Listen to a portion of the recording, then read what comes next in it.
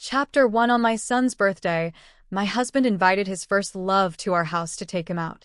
I stubbornly refused to let him go, and while we were arguing, a fierce fire broke out in the hallway. Debris fell, hitting me on the head. Blood streamed down my face, yet I shielded my son beneath me, keeping him unharmed. But when my husband, a firefighter, arrived to rescue us, he handed the only gas mask to his first love. Aunt Anna isn't well. Dad, save her first. Mom, wait for another firefighter to come and rescue you. I watched them leave, a bitter smile on my lips. It seemed everyone had forgotten that I suffered from severe asthma. Without a gas mask, I could very well die. Through the flames, I helplessly watched my husband carry another woman in his arms, desperate to get her to safety. And the son I had risked my life to bring into this world stayed close to her, protecting her, worried she might stumble, reaching out to steady her. Not once did either of them look at me. My heart ached unbearably. I was supposed to be their family, but in the face of life and death, they abandoned me without hesitation. Half an hour earlier, Anna had shown up at our door, wanting to take my son out to celebrate his birthday. I had coldly refused. But Lucas, who had been doing homework in his room, overheard the commotion. He rushed out, pushing me aside, grabbing Anna's hand with a bright smile as they headed for the door. My heart ached, but I stood my ground. Then my son bit my arm so hard that it bled, his eyes flashing with hatred. "Why won't you let me go with Aunt Anna? If it weren't for you, Aunt Anna would be my mom. I wish she were dead. He must hate me so much to bite me like that." As we argued, the fire erupted. We were trapped, desperately waiting for rescue. My son didn't even glance at me, instead staying close to Anna, comforting her like a little adult. "Don't worry, Aunt Anna. You're so important to Dad. He'll save you first." My heart shattered. 7 years, surely even a dog would have grown attached by then. But he hadn't. All he felt toward me was hate. And for reasons so ridiculous, because I wouldn't buy him expensive toys, wouldn't let him play with his phone before finishing homework, and most of all, because I wouldn't let Anna be his mother. Yet, when I saw a stone slab about to fall on him, I didn't hesitate. I ran to shield him with my body. The slab struck me, my head bleeding. And still, he pushed me aside, eyes filled with worry only for Anna, grasping her hand and asking if she was all right. Even when Alex burst through the door with a single gas mask, my son grabbed it at once and gave it to Anna. "Dad, save Anna first. She's not okay. Let another firefighter rescue Mom." Tears welled up in my eyes as I forced a bitter smile. Holding up my nearly empty inhaler, I whispered, "My medicine's almost gone. I won't last long in this smoke." 7 years ago, on this very day, I lay on an operating table, bleeding from a difficult birth, teetering between life and death. Before losing consciousness, I had clutched Alex's hand and begged him to save the baby no matter what. If the worst happened, I told him to choose the child over me. But now, 7 years later, the child I almost died for was clinging to his father, begging him to save another woman first. Alex looked at me coldly, holding Anna in his arms. His icy tone sent chills down my spine. "Lara, this is what you owe Anna. Just wait a little longer, me colleagues will be here soon." Desperate to survive, I grabbed his sleeve and pleaded, "Alex, I'm pregnant. You can hate me, but you can't abandon the child I'm carrying." A flicker of surprise crossed Alex's eyes. He had barely been home lately, I hadn't told him. But before he could respond, Lucas angrily pried my fingers off one by one. "Mom, how can you be so selfish? How could you lie to Dad?" Anna sobbed pitifully in his arms. Whatever compassion Alex might have had vanished in an instant. He pushed me aside and carried Anna away. The thick smoke closed in, my breathing grew labored, my inhaler nearly empty. I took one last breath, closed my eyes in despair, and bitterness washed over me. If only I had never started this doomed relationship. Chapter 2. From the very beginning, I knew Alex didn't love me. My unrequited love was no secret during our 4 years in college. But he had always loved Anna, and I meant nothing to him. When graduation neared, Anna agreed to her family's plan to send her abroad for her master's degree. The day she left, Alex showed up drunk, reeking of alcohol. He hugged me but called me Anna. I loved him so much, so painfully much that even knowing he mistook me for someone else, I let myself get lost in that fleeting moment of passion. But it was a mistake. The next morning, he tossed my clothes at my feet and told me to leave. What I thought had been just a one-night stand turned into something more when I found out I was pregnant. Alex married me, let me keep the baby, but he named our son Lucas. Clearly, he didn't love me because when Anna returned, he allowed her to humiliate me again and again, even letting her come to our home and take Lucas out. When I confronted Alex in a fit of rage, even our son took their side. He said, "Mom, you're not as pretty or as nice as Aunt Anna. Why don't you leave? Then Dad could be with her and Aunt Anna could be my mom." My strength was fading fast. My vision blurred, and I collapsed weakly to the floor, too powerless to get up. Through the suffocating smoke, I saw a small head peeking through the door. A timid voice spoke. "Miss, do you need help?" I struggled to open my eyes and saw a little boy about the same age as my son. His face was smeared with dirt, yet his eyes shone brightly through the thick smoke. So small, yet he used all his strength to help me stand, supporting me as we slowly made our way toward the exit. The path was unbearably difficult. There were countless moments when I wanted to give up. But this little boy kept pulling me forward, refusing to let go. When we finally escaped the fire, he was so exhausted he collapsed to his knees, yet he didn't forget to call for a doctor for me. I hugged him tightly, sobbing uncontrollably. On the way to the hospital, I learned that he had no parents and his grandfather had perished in the fire. In the ambulance, he buried his face in his hands, trying to hold back his sobs, afraid of bothering anyone. My heart ached in a way I couldn't explain. I gently held his hand and asked if he would let me adopt him. His eyes lit up with joy, though he quickly lowered them again and shook his head. "I don't want to be a burden," he whispered. I gave a bitter smile and said softly, "I'm already a huge burden myself. How could I be afraid of anyone else being one?" We made a promise that once I was out of the hospital, we would start the adoption process. I stayed in the hospital for 3 days. Due to severe smoke inhalation, I wasn't able to save the baby. During those 3 days, Alex and my son didn't visit me even once, not a single phone call. They were in the room right next to mine, busy taking care of Anna, who wasn't even injured. The only one who stayed by my side was the little boy who saved me. He told me his name was William, a name his father had given him. He said that if I adopted him, I could even change his name if I wanted. I stroked his hair and shook my head. "I'll adopt you, but you don't need to change your name. From now on, you can do whatever you like. You don't need to give in to anyone, all right?" William's eyes crinkled in a smile as he gently touched my arm and softly said, "Thank you." It had been so long since anyone had thanked me. Alex and my son always found me bothersome, never once thanking me. My heart was touched. For the first time in a long while, I smiled and hugged him. As William carefully helped me back to my room after the abortion, we turned a corner and ran into Alex and my son, who were walking Anna down the hall.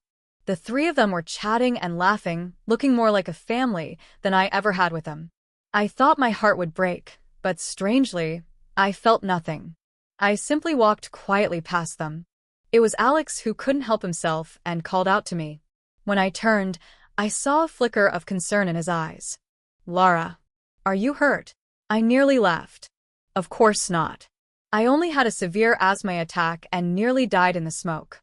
My head needed stitches and was still bandaged, but clearly, he was too blind to notice. "Oh, and I also lost the baby.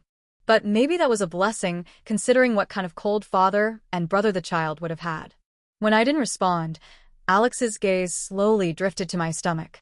Seeing my flat belly, he let out a mocking laugh. "Laura, I really thought you were pregnant. But I guess Sisu was right, you were just trying to trick me into saving you first." Lucas stood beside him, glaring at me with resentment. Chapter 3, there was no point explaining anymore. I gave a faint nod. "Think whatever you want. Seeing me alive must be a disappointment for you. But that's fine." I looked straight into Alex's indifferent eyes. "Alex, let's divorce. I'll set you free, so you can chase your true love." Then I turned to Lucas. "And you, just as you wished, am no longer your mother." Seeing their shocked faces, I smiled silently. "How wonderful. Now we're all free." I turned to leave, but Alex grabbed my wrist. His voice trembled. Lara, what are you saying? Just because I saved Anna first, you want a divorce? Nothing happened to you, weren't even really pregnant. You were just trying to trick me. I haven't even blamed you, and now you want a divorce. Is that really necessary? I didn't bother arguing. I tried to pull away, but his grip tightened, turning my wrist red. William, who had been quietly standing beside me, suddenly had tears in his eyes. Angrily, he pushed Alex's hand away and stood protectively in front of me, shouting, "Don't touch my mom. She just had surgery this week. You're hurting her." I almost laughed. There he stood, like a little tiger, stubbornly trying to protect me with his small body. But he was too small, and when Lucas rushed over, he easily pinned him down. Lucas raised his fist and hit him. "Liar. She's my mom, not yours." William didn't have the strength to fight back. He curled up, shielding his head, but still refused to give in. "She's not your mom anymore. Mom said you didn't want her, you left her in the fire and wished her dead. She said I saved her, and from now on, she'll be my mom."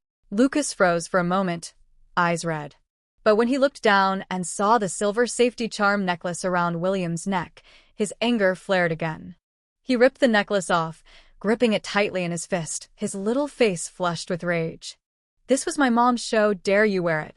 He suddenly looked up at me, a glimmer of pleading in his eyes. "Mom, didn't you say this necklace was a gift for me? Why did you give it to him?" I smiled softly, lifted him gently, but instead of hugging him, I pushed him away. I helped William up, dusting off his clothes, then took the necklace from Lucas's hand. Calmly, I reminded him, "You had an identical necklace. You said it was ugly and threw it away." Last year, for his birthday, I had spent half a month learning to craft 2 identical safety charm necklaces. My hands bled from all the hammering. I gave him the more perfect one and wore the other myself. But when he received it, he hadn't even looked at it, tossing it aside without a second thought. Instead, he hugged the new Lego set Anna had given him and looked at me with disdain. "Mom, please stop giving me useless things." Seeing the necklace tossed into the trash, my heart bled. But all I could do was smile, awkwardly, and nod. All right. Now he was trying to snatch the necklace from William. When he saw that I wouldn't help him, tears of frustration filled his eyes. "Mom, I want that. Can't you just, if you like it, ask your dad to buy you one?" I interrupted calmly, taking William's hand, ready to leave. But as I turned, I met Alex's dark, stormy gaze. "Lara, this boy just said you had surgery." "What kind of surgery?" Chapter 4. I shrugged indifferently. Of course it was an abortion. Hearing me speak so nonchalantly, Alex's eyes began to redden. He struggled to control his emotions, trying to remain calm. But when he finally spoke, his voice was laced with pain. "Lara, you aborted our child? Why?" I looked at him, as if he were a fool. "Why?" "Alex, you're a firefighter, you know how many toxic gases were in that smoke. I told you I was pregnant, and you still gave the gas mask to Anna. And now you're asking me why? Are you pretending to be stupid?" I didn't want to look at him for another. Secondi felt like I might vomit. Alex's hands trembled as he tried to hug me, but Anna suddenly clutched her forehead and gracefully collapsed right into Alex's arms. The hand that was reaching for me quickly pulled away to support her. Anna looked at me weakly, her voice "Lara, I'm sorry. I didn't mean to interrupt your family moment. I just felt a little dizzy." Alex knows Evie always had a delicate constitution. I watched her performance in silence, offering a polite smile to show I understood. Then, ignoring the anxious calls of Alex and Lucas behind me, I took William's hand and walked away without looking back. After that encounter in the hallway, Alex and Lucas began to show concern for me. They started visiting my hospital room regularly, and even their attitude toward William softened a little. I didn't want to stir up any scandal before the divorce, so I didn't stop them, though I kept my distance. Still, William would frown every time they came. Only after they left would he return to his usual sweet and adorable self. One day he asked me, "Mommy Lara, can I not be friends with Lucas?" I looked at him amused. "Of course you don't have to be. But why do you dislike him so much?" "I thought kids your age would want to play with friends." "Because he hurt you," he said, clenching his fists, his face full of indignation. "If you were my mommy, I'd never let you be in danger." And also, he looked at me, his eyes filled with worry. "I can tell that every time you see him, you're not happy. But he doesn't care about your feelings, only his own." I was a little surprised. Alex had once told me that a selfish woman like me would never be loved by anyone. But now, William loved me. And more importantly, I was learning to love myself. I had thought that Lucas and William could coexist peacefully until I was discharged from the hospital. But they ended up fighting. That day, Alex wasn't around, and Lucas came to my hospital room alone, refusing to leave. While I was in the bathroom, they began to argue. When I came out, Lucas had William pinned down. I hurried over, pushing Lucas away and holding William protectively in my arms. Lucas, now off to the side, suddenly burst into tears, crying out in frustration. "Mom, I wasn't bullying him," he said. I cut him off before he could finish. "It doesn't matter what William said that upset you. I'll apologize on his behalf." Just then, Alex walked in, smiling, but his smile froze on his face instantly. Barely able to suppress his anger, his tone was eerily tense. "Laura, are you apologizing to your own son? On behalf of someone else?" I cradled William, gently wiping the tears from the corners of his eyes. "Alex," I looked up, my voice calm. "William may not be my biological son, but I've decided to adopt him. So, from now on, he is my son." My resolve seemed to shake Alex. He started trembling. After a long silence, he forced a tense smile. "All right.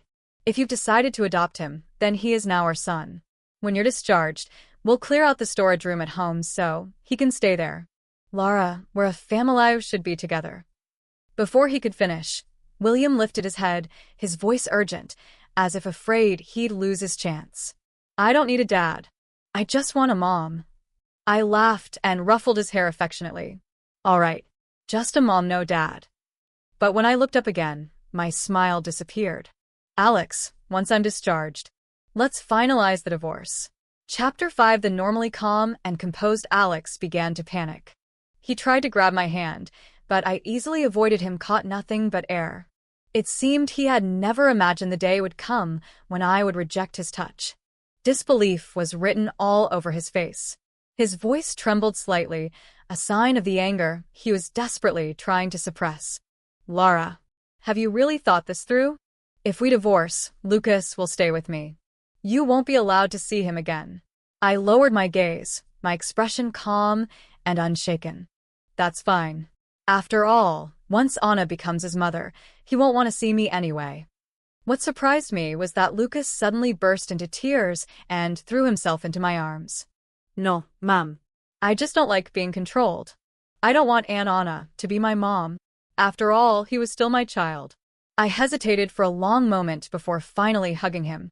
He cried bitterly in my arms, clutching my sleeves tightly, as if afraid I would disappear if he let go. It had been so long since he'd depended on me like this.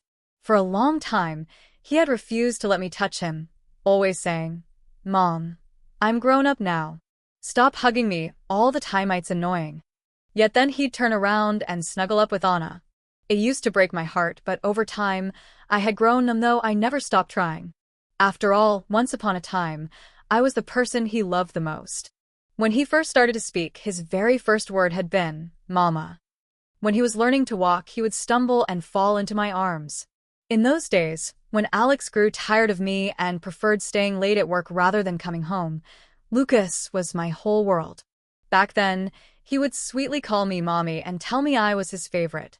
His eyes sparkled with love. But then, Anna came back. At first, when Alex wasn't available, Lucas would refuse to leave with her whenever she came to pick him up.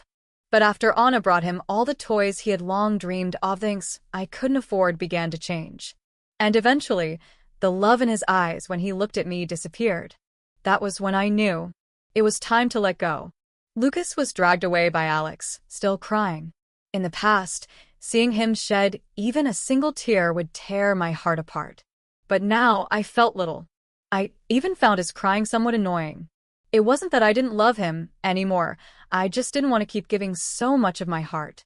The day I was discharged from the hospital, Alex brought Lucas to pick me up. In all the years we had been married, not even when I gave birth to Lucas had he ever come to pick me up. I still remember how cold it was that day. It had even rained a little when I was discharged.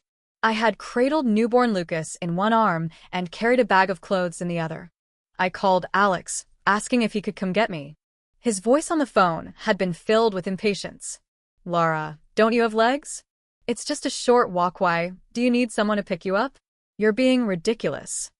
Back then, I thought that was just the kind of man he was, cold by nature. But later, I saw with my own eyes how tenderly he cared for Anna. That's when I realized. He wasn't cold. He simply didn't love me. I walked home hand in hand with William. Before I was discharged, I had already found a new apartment online. It was a small 2-bedroom place, tiny, but cozy. Alex drove us to the new building. When I got out of the car, he suddenly grabbed my wrist. "Laura, have you really made up your mind?" There was a look in his eyes I couldn't quite understand, a faint glimmer of hope. I looked him straight in the eye and calmly nodded. The hope in his gaze vanished in an instant, replaced by his usual indifference. Chapter 6. All right, Laura. I'll see you at the Civil Affairs office in 3 days. I got out of the car with William. Lucas, his eyes red and filled with tears, tried to follow us, but Alex stopped him. He struggled, crying and begging to come with us. "Mom, I'm sorry." "Please don't leave me. I won't play video games anymore. I don't want those toys either." "Mom, "Please don't go." The car door slammed shut. Through the window, I saw Alex holding him firmly. William gently squeezed my hand. "What's wrong?" he asked, looking up at me. I lowered my gaze, trying to keep my voice steady, but the lump in my throat betrayed me. He stood on tiptoe and patted my head. "Mommy, don't be sad. I promise I'll be really good." I could no longer hold back and covered my face, silently sobbing. I had given everything without reservation. To take it all back now felt as painful as tearing off my own skin. But no matter. This too would pass. 3 days later, after finalizing the divorce with Alex, I immediately took William to complete the adoption paperwork. Once the legal process was done, William and I officially became a family. I rented a small shop not far from home and opened a little flower store. It had always been my dream, but back then, I was too busy taking care of Lucas and later, too consumed by fighting with Anato, make it a reality. Now, free and unburdened, I could finally do what I wanted. Business wasn't exactly booming, but it was enough for William and me to get by. Our days passed in peaceful simplicity. Most of my customers were neighbors and little. William also made good friends at school, especially a girl named Helen, with whom he was very close. She would stop by the shop every day after school to play for a bit. Her father always came to pick her up, and each time they'd take home a pink rose. One day, I casually asked if the rose was for Helen's mother. He hesitated for a moment, then gave a slight nod. "You must have a great relationship with your wife." "It's really enviable," I said with a smile. But suddenly, tears welled up in his eyes. "It's not for my wife," he replied. Seeing my surprised expression, he looked a little embarrassed. "It's for my sister. Helen is my niece. 2 years ago, my sister and her husband died in a car accident." His voice trembled with emotion, and my heart ached hearing it. There was no one else to care for Helen, so I brought her to live with me. The 2 little ones, who had been busy playing, suddenly ran over. With mischievous grins, they pushed us closer together. I blushed, pretending to be annoyed, and gave William a playful tap on the back. When I looked up, I met his gaze warm and intense and felt so flustered I wanted to hide. Over time, I got to know him better. His name was Jack. He ran his own company, which was doing quite well. And most importantly, he was single. I wasn't completely opposed to the idea of a new relationship, but the wounds I had suffered hadn't fully healed. So while I remained aware of his subtle advances, I neither rejected them nor rushed to accept them. I remained cautious. One day, I took William grocery shopping. When we came out, it was pouring rain. We stood at the entrance, holding 2 large bags of groceries, anxiously waiting. But the rain only grew heavier, and every passing taxi was occupied. Even the ride app had a long queue ahead of us. I was getting more and more anxious. I had left the house thinking we'd be back quickly and the chicken soup on the stove hadn't been turned off. Just as I was feeling helpless, Jack's car pulled up in front of us. He hurried out, too concerned to grab an umbrella. He covered his head with one hand and rushed over, naturally taking the grocery bags from my hands. Chapter 7. William proudly showed off the smartwatch on his wrist. Mom, I just sent our location to Helen. Uncle Jack got here so fast. Jack blushed slightly, ruffled William's hair, and winked playfully at him from behind. I couldn't help but laugh. It felt so nice to be cared for. Worried I might get wet, Jack even took off his jacket and gently placed it over my head, shielding me as he walked me to the car. Sitting in the back seat, I watched William and Jack chatting and laughing together, and tears welled up in my eyes. When we reached my building, Jack insisted on carrying the groceries upstairs. I didn't refuse, and William walked between us, holding both our hands. Looking at our reflection in the puddles, I suddenly thought, maybe being a family of 3 like this wouldn't be so bad. We went up the stairs laughing and joking, but as soon as the elevator doors opened, I froze in place. Lucas was standing at my door holding a beautifully wrapped box, and Alex stood beside him, smiling. The moment Alex saw Jack, his smile vanished. He forced a grin, but his voice was tight and strange. Laura, how have you been? Fine, I replied indifferently, walking past him and Lucas to open the door. Jack, still holding William's hand, followed me inside. Alex tried to enter with Lucas, but I stopped them with a raised hand. If it's not important, don't come in. Alex stood frozen, utterly stunned. Lucas ignored my words, trying to slip past my arm, but his father quickly grabbed him by the collar and pulled him back. Alex swallowed hard, then spoke with difficulty. Laura, do you remember what day it is? Seeing my confused expression, Lucas couldn't hold back anymore. It's your wedding anniversary, he blurted out. He forced a smile and lifted the gift box. Mom, Dad picked out a beautiful ring for you. When we got married, probably out of indifference, Alex hadn't even bothered to buy me a wedding ring. After Lucas was born, I mentioned several times that I wanted one, but he always coldly refused. There were times when Alex reluctantly took me and Lucas to the mall. I'd pause at the jewelry counters, gazing longingly at the beautiful rings, but each time, he would pretend not to see, dragging Lucas away, leaving me to awkwardly follow behind. I didn't reach out for the gift box. I no longer needed a ring from him. I now had the means to buy one for myself, and I no longer needed anyone else to make me happy. Seeing that I wouldn't take the box, Lucas grew anxious.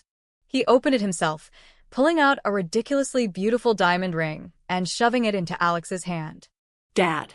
Hurry, put the ring on Mom so she'll forgive us. Alex grabbed my hand, trying to slip the ring onto my finger, but I gently pulled away. Alex, I don't need it anymore. We've been divorced for a long time now. Please, take Lucas and go. And don't disturb my life anymore. His hand froze in the air, trembling slightly. But he stubbornly refused to withdraw. Laura, can you give me one more chance? There was a rare pleading note in his voice, his eyes red and filled with desperation. Before I could respond, Jack stepped forward and began pushing him toward the door, perhaps afraid I might waver. Chapter 8. But Alex wouldn't budge. Usually so calm, he suddenly burst into anger. He grabbed Jack by the collar and threw a punch. Get out. This is my family's business. What right do you have to push me? Seeing him so irrational, I couldn't hold back anymore. With a loud slap, the room fell silent. Alex held his face, staring at me in disbelief. I stepped forward and took Jack's hand, smiling as I looked at Alex. I forgot to introduce you. This is my boyfriend, Jack. So yes, he has every right to make you leave. Alex covered his eyes, crying like a child in front of me. After the divorce, I had once imagined he might regret everything. But seeing him so pitiful now, it didn't bring the satisfaction I'd expected. Maybe because I no longer cared. Nothing he did could move me anymore. Before leaving, he tried to hug me one last time. But I blocked him. Alex, don't come back. Please. Just let me have some peace, all right? Alex nodded silently and left with Lucas. As they were leaving, Lucas clung to my leg, begging to stay. His face was red from crying so hard, and he couldn't even form a complete sentence. Mom, please. Don't leave me. I promise. I won't talk back anymore. I'll do my homework. Just. Please don't make me go. With a stern expression, Alex grabbed him by the collar and practically dragged him away. Even as they disappeared into the elevator, Lucas never looked back. Not once did he glance at me. That's all in the past now. It's time to move forward and find peace. 6 months later, Jack proposed to me. When he knelt down and took out the ring, I couldn't help but cry. The ring was big and beautiful, more stunning than any I had admired through store windows before. When he slipped it onto my finger with trembling hands, the surrounding crowd burst into applause. Everyone was wishing us happiness, and I felt an overwhelming sense of peace. Maybe this is what love is supposed to feel like. It makes you feel safe, without constantly fearing you'll lose it. Most importantly, it makes you feel worthy of being loved. And I am worthy of all of this. Jack gave me a grand wedding. He took care of everything, not letting me worry about a single detail. I didn't send an invitation to Alex, but on the day of the wedding, he still showed up. While I was standing hand in hand with Jack at the hotel entrance, I saw Alex from a distance, holding Lucas's hand across the street. Lucas kept struggling, trying to break free and run to me. But Alex held him tightly, refusing to let go. His eyes were terrifyingly red, and when our gazes finally met, he couldn't hold back, began to cry. Calmly, I looked away, a soft smile on my face. Unlike the smile I wore on my wedding day with Alex. This time, it was a genuine smile, one of true happiness. Epilogue. After the divorce, Alex suffered from insomnia for a long time. He was afraid to close his eyes, because every time he did, Lara's face appeared before him. He was even afraid to go home. The living room still bore the scars of the fire, and every time he entered, he couldn't help but hate himself. He hated himself for having chosen Anna in that moment. And he couldn't stop hating Anna. Or even Lucas. If it hadn't been for Lucas begging him to save Anna first, maybe Lara would never have left. It was only then, too late, that he finally realized. It was Lara he truly loved. Anna. She had only been a regret of his youth. So when Anna asked if they should get married, he refused without hesitation. Tears filled Anna's eyes as she asked why. Looking at her with disgust, almost through gritted teeth, he said, "Because you can't compare. Not even to a single hair on Lara's head." Lucas had cried in front of him many times, begging to see his mother. But every time, Alex would glare at him coldly and say, "Your mom doesn't want you anymore. She has a new son now. You mean nothing to her." He watched Lucas cry until he nearly passed out without an ounce of compassion. If it hadn't been for Lucas, Lara wouldn't have given up. She wouldn't have left. Lucas hated him for it, and that hatred only grew as he got older. Eventually, they stopped speaking to each other entirely. On Lara's wedding day, Alex brought Lucas to the venue. They stood across the street, watching her smile. And suddenly, Alex felt a strange sense of relief. She truly looked happy, and her smile was truly beautiful. On their first wedding day, she had smiled like that at him, too. Back then, Alex thought she would always be by his side. And so, he had recklessly hurt her. He had lost her with his own hands. And the person he despised most was himself. Alex watched helplessly as she walked away, hand in hand with Jack, disappearing from his sight. Slowly, he crouched down, burying his face in his hands, sobbing uncontrollably. The regret and grief overwhelmed him. But what could he do? He and Lara were truly over.